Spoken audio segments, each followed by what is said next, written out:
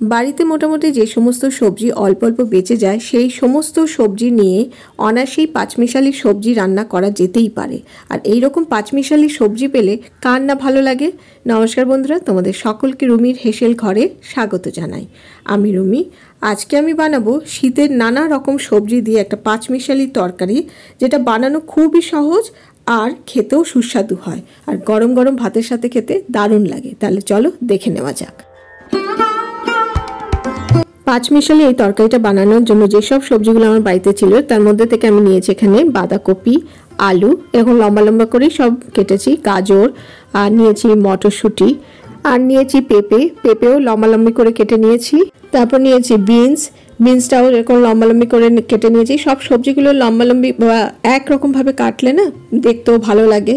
আর এই বেগুন নিয়ে নিয়েছি, ঠিক দেখো এই যে এরকম বড় বড় করে লম্বা করে কেটে নিয়েছি। আর নিয়েছি শিম, তার ব্যাস এই, আর ফুলকপি তো রয়েছে, আর টমেটো। এই দিয়ে আজকের এই পাঁচমিশালি তরকারি তৈরি করব। তাহলে চলো রান্নাটা শুরু করি। কড়াইতে আমি বড় চামচে 2 চামচ সর্ষের তেল গরম করে নিয়ে আগে বেগুনগুলোকে ভেজে নিচ্ছি। বেগুন যেহেতু তাড়াতাড়ি নরম হয়ে যায় তাই বেগুনগুলো আলাদা করে ভেজে আমি তুলে রাখবো।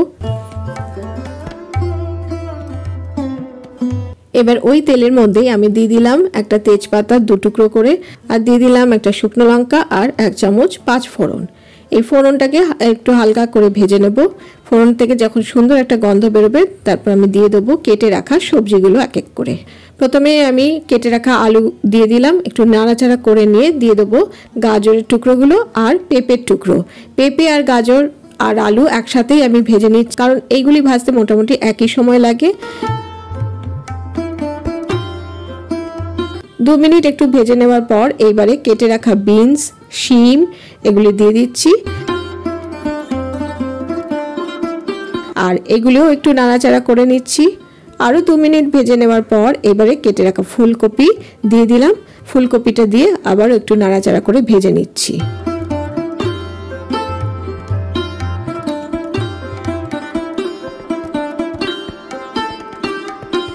এক মিনিট একটু নাড়াচাড়া করে নেওয়ার পর এবার একটা ঢাকা চাপা দিয়ে ভালো করে সব সবজিগুলো ভেজে নেব। 5 মিনিট পর ঢাকাটা খুলে নেব। যে সমস্ত সবজিগুলো আমি দিয়েছিলাম সেগুলো সুন্দর করে ভাজা হয়ে গেছে। এইবারে এর মধ্যে দিয়ে দিয়েছি কেটে রাখা বাঁধাকপি, আর দিয়ে দিলাম মটরশুঁটি। এইবার কেটে রাখা টমেটোর টুকরোগুলো দিয়ে দিলাম। টমেটো আমি একটা টমেটোই ব্যবহার করেছি, আর সব শেষে ঝালের জন্য দিয়ে দিলাম 4টে কাঁচা লঙ্কা চিড়ে। এবার সমস্ত কিছু ভালো করে নেড়ে চেড়ে নেব। বন্ধুরা, আমার চ্যানেলে আরও অনেক রেসিপি পেয়ে যাবে, নিচে ডেসক্রিপশন বক্সে লিঙ্ক দিয়ে দিলাম, তোমরা চেক করে নিতে পারো। এবার সমস্ত সবজিগুলো নাড়াচাড়া করে নেওয়ার পর এবার একটা ঢাকা চাপা দিয়ে 5 মিনিট রান্নাটা করে নেব। 5 মিনিট পর ঢাকাটা খুলে নিলাম।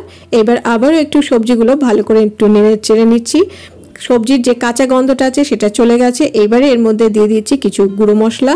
দিয়ে দিলাম 1 চামচ আদা বাটা, 1/2 চামচ হলুদ গুঁড়ো, স্বাদ মতো নুন, 1/2 চামচ জিরে গুঁড়ো, আর 1/2 চামচ ধনে গুঁড়ো।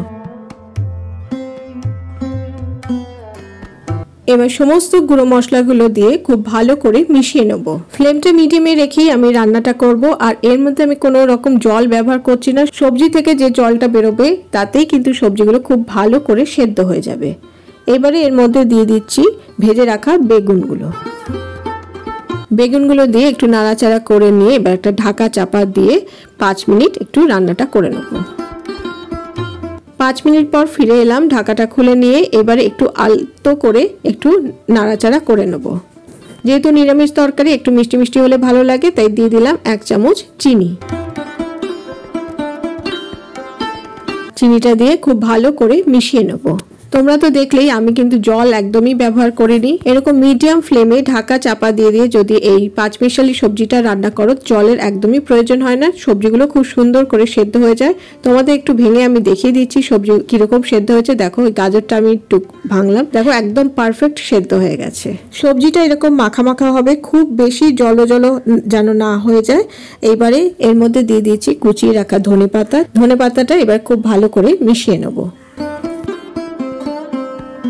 ব্যাস তৈরি হয়ে গেল শীতের নানা রকম সবজি দিয়ে এই পাঁচমিশালি তরকারি। তোমাদের কেমন লাগলো আমাকে লাইক ও কমেন্ট করে জানিও।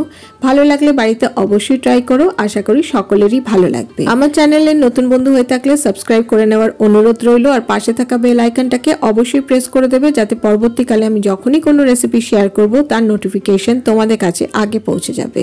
আর আমার পুরনো বন্ধুদের জন্য রইল অনেক ভালোবাসা আমার পাশে থাকার জন্য। আজকে তাহলে এই পর্যন্ত, আমি আবারও হাজির হয়ে যাব আমার হেসেল ঘরের খবর নিয়ে। তোমরা সবাই ভালো থেকো, সুস্থ থেকো, টাটা।